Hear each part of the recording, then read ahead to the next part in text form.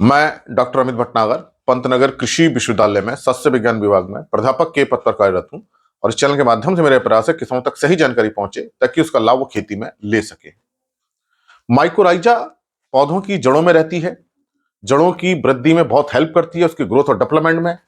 Mycorrhiza एक fungus है, हम इसे कह सकते हैं ये एक मित्र फफूंद है जो जड़ों में रह के बहुत अच्छा काम करती है।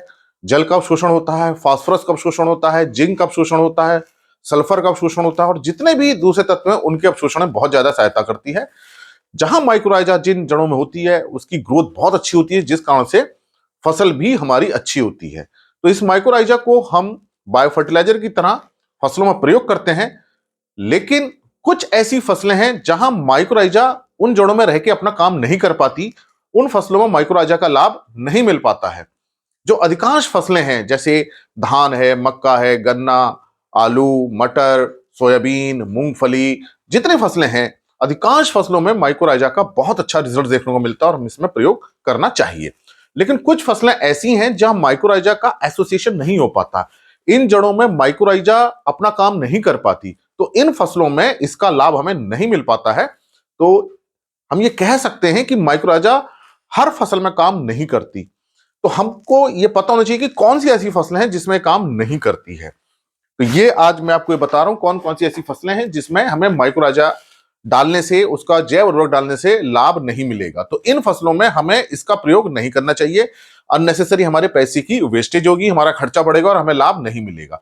तो प्राकृतिक रूप से कुछ ऐसी फसलें हैं जहां माइक्रोराइजा इन जड़ों में काम नहीं कर पाती। तो मुख्यतः दो तरह की फैमिली होती हैं जिनके प्लांट्स में ये काम नहीं कर पाती। एक है क्रूसीफेरी ब्रेसिकेसी फैमिली जिसमें सरसों गोभी की फसलें आती हैं, दूसरी है एमरैंथिस फैमिली। तो जो ब्रेसिकेसी फैमिली है उसमें सरसों है, सरसों में ये काम नहीं कर पाती। सरसों, राई है, पीली सरसों है, तोरिया है। तो ये जो सरसों है, मस्टर्ड है, जितनी भी मस्टर्ड वाली फसलें हैं, पीली सरसों, काली सरसों, जितनी भी तरह की सरसों है उसमें ये माइक्रोराइजा काम नहीं कर पाती, उसका हमें लाभ नहीं मिलता है। दूसरा पत्ता गोभी है, ये हमारी सब्जी वाली फसल है। फूल गोभी, इसमें भी माइक्रोराइजा का असर देखने को नहीं मिलता है। फिर आजकल एक नई सब्जी है पत्ती वाली ब्रोकली, ब्रोकली में भी इसका एसोसिएशन नहीं होता है। तो जो किसान भाई सरसों वाली फसल उगा रहे हैं या पत्ता गोभी या फूल गोभी, उसमें अगर माइक्रोराइजा का प्रयोग करेंगे तो उनको उतना लाभ नहीं मिलेगा। तो ये ब्रेसिकेसी या क्रूसीफेरी फैमिली के मेंबर्स हैं। दूसरी जो फसलें हैं जो एमरेंथेसी फैमिली की हैं उसमें पालक है, सब्जी की फसल पालक और चुकंदर, इसमें भी माइक्रोराइजा काम नहीं करती। तो ये दोनों जो फसलें हैं वो एमरेंथेसी फैमिली की हैं जिसे हम चिनोपोडिएसी फैमिली भी कहते हैं।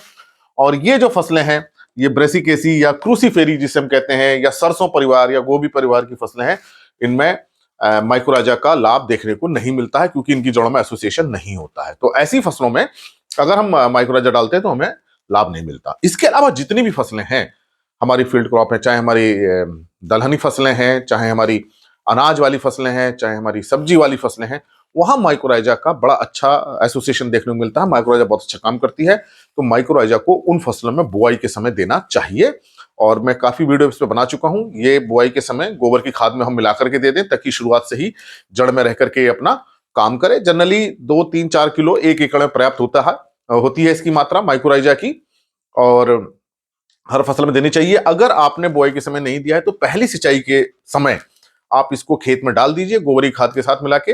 3 किलो 1 एकड़ में पर्याप्त मात्रा हो जाती है और फिर सिंचाई कर दीजिए तो पानी के साथ ये जड़ तक पहुंच जाएगी। लेकिन बाद में अगर आप डालेंगे तो जड़ तक नहीं पहुंच पाएगी। लेकिन इसका बेस्ट जो तरीका है वो यूज करने का शुरुआत से ही है।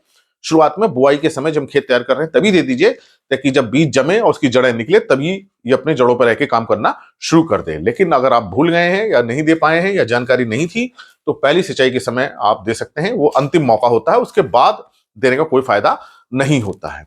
तो आप समझ गए होंगे कि इन फसलों में माइक्रोराइजा काम नहीं करती है। तो ये वो फसलें हैं जहां माइक्रोराइजा का हमें लाभ नहीं मिलेगा।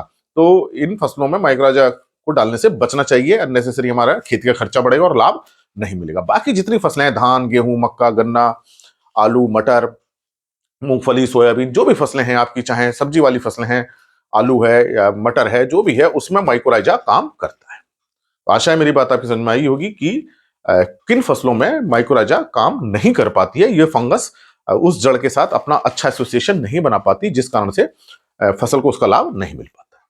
इसी प्रकार लेक्चर्स को देखने के लिए कृषि किसान प्लेलिस्ट देखिए, और अगर चैनल सब्सक्राइब नहीं किया है तो सब्सक्राइब कीजिए। धन्यवाद।